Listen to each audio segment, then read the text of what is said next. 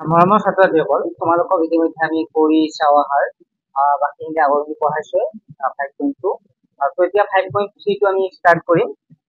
চ' এইটো আমাৰ work it out 5.3 how many prime and composite number are there from the number 1 to 4 অৰ্থাৎ আমাক যি কয় 1 ৰ পৰা 40 লৈ কেইটা মৌলিক আৰু যৌগিক সংখ্যা আছে। আমি প্ৰথমে কৰি চাম কেইটা মৌলিক আৰু কেইটা যৌগিক সংখ্যা আছে। ঠিক আছে, তোমালোকে চোৱা ইয়াত প্ৰথমতে কি দিয়া আছে, মৌলিক সংখ্যা আৰু যৌগিক সংখ্যা উলিয়াব লাগে, হয় না? চাবা আমি কিমানলৈকে উলিয়াব দিছে, 40 লৈকে উলিয়াব দিছে 1 to 40। চোৱা মৌলিক সংখ্যা মানে কি প্ৰথম বুজি লোৱা, যিবিলাক সংখ্যাক মানে উৎপাদক এক আৰু সংখ্যাটো নিজে, অৰ্থাৎ আমি চাওঁ আমি ইয়াত কি আছে মৌলিক সংখ্যা তোমালোকে গমে পাইছা 1 ৰ পৰা 40 লৈকে। মই প্ৰথম দি আছো 1 নম্বৰ 40 কি আছে 1 ৰ পৰা কিমানলৈকে হ'লে 40 লৈকে, হয় না? গতিকে চোৱা দুইটো এটা মৌলিক সংখ্যা, কাৰণ দুইটো কিহেৰে যায়, দুইটো আমি চাওঁ তেতিয়াহ'লে 1 পূৰণ 2 আৰু 2 পূৰণ 1 বেলেগ সংখ্যা যায়। তিনিটো চোৱা 1 পূৰণ 3 বা 3 পূৰণ 1। চাৰিটো যায় কাৰণ 4 1 গুণ 4 লগতে 2 2 গুণ 4। যিবিলাক সংখ্যা মানে অকল 1 আৰু সংখ্যাটো নিজে, সেইবিলাক সংখ্যাকে মৌলিক সংখ্যা বোলে, আৰু বেলেগ সংখ্যাৰে গ'লে সেইবিলাক সংখ্যা যৌগিক সংখ্যা বুলি কোৱা হয়। এতিয়া গতিকে 1টো কি, 1টো বাৰু আমি 1টো মৌলিকো নহয় যৌগিকো নহয়, গতিকে 2টো মৌলিক সংখ্যা, 3টো মৌলিক সংখ্যা, 4টো মৌলিক সংখ্যা নহয়, যাক আমি যৌগিক সংখ্যা বুলি কওঁ বা কম্পজিট নাম্বাৰ বুলি কওঁ, বা প্ৰাইম নাম্বাৰ নহয়। 5টো চোৱা 1 পূৰণ 5 আৰু বেলেগ সংখ্যাটি পাৰো নে নোৱাৰো, গতিকে 5টো হৈছে এটা প্ৰাইম নাম্বাৰ। 6টো চোৱা 6টো 6 1 গুণ 6 লগতে 2 3 গুণ 6, অৰ্থাৎ বেলেগ সংখ্যাৰেও হৰণ যায়। যিবিলাক সংখ্যাক মানে অকল 6 আৰু 1 মানে সংখ্যাটোৰ নিজে 1ৰ বাহিৰে বেলেগ উৎপাদক নাই, তেনেকুৱা সংখ্যাক আমি কি বুলি কওঁ, মৌলিক সংখ্যা। 1ৰ বাহিৰে বেলেগ উৎপাদক নোহোৱা মৌলিক সংখ্যা, 1ৰ বাহিৰে বেলেগ উৎপাদক থাকে তাক কি বুলি কোৱা, যৌগিক সংখ্যা। গতিকে 6টো কি হ'ব, যৌগিক সংখ্যা। 7টো 1 7 গুণ 7 বেলেগ নহয়, 8টো 2 4 গুণ 8। গতিকে তোমালোকে নিশ্চয় গম পাইছা মৌলিক সংখ্যা কোনবিলাক, যৌগিক সংখ্যা কোনবিলাক। এতিয়া মৌলিক সংখ্যাবিলাক কোনবিলাক হ'ব, তোমালোকে চোৱা প্ৰথম লিখা মৌলিক সংখ্যা বুলি, মৌলিক সংখ্যা যাক আমি ইংলিছত কি বুলি কওঁ, প্ৰাইম নাম্বাৰ।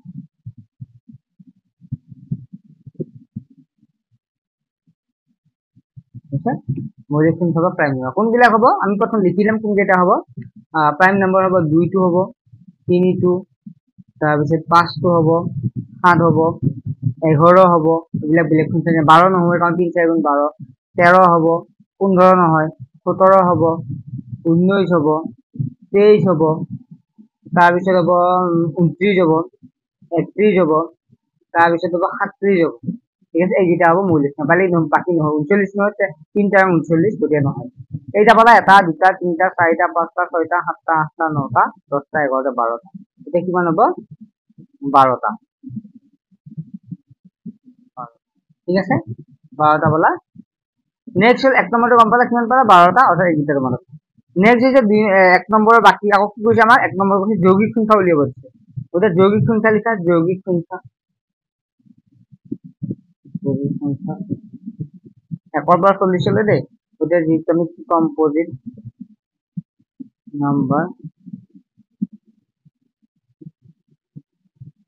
কি হ'ব, এইকেইটাৰ বাহিৰে বাকী গোটেইকেইটা 1টো বাদ দি বাকী কি হ'ব, 3 লেখা নাই, 3 আছে, 4 হ'ব, 5 আছে নহয়, 6 হ'ব, 7 আছে ইয়াত নহ'ব, 8 হ'ব, 9 হ'ব, 10 হ'ব, 11 নহ'ব, 12 হ'ব, তাৰপিছত 13 নহয়, 14 হ'ব।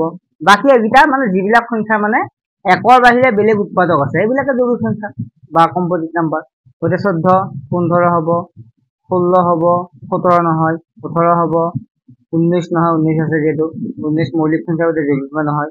20 হ'ব, 21 হ'ব, 22 হ'ব, 23 নহয়, 24 হ'ব, 25 হ'ব, 26 হ'ব, 27 হ'ব, 28 হ'ব, 29 নহয়, 30 হ'ব, 31 নহয়, 32 হ'ব, 33 34 33 কি হ'ব, 11 3 11 33 34 হ'ব, 35 হ'ব, 36 হ'ব, 38 নহয়, 38 হ'ব, 39 হ'ব আৰু 40 হ'ব।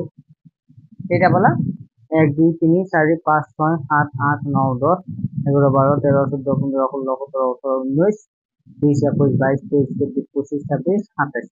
এনসার কিমান হ'ব, তারপর 20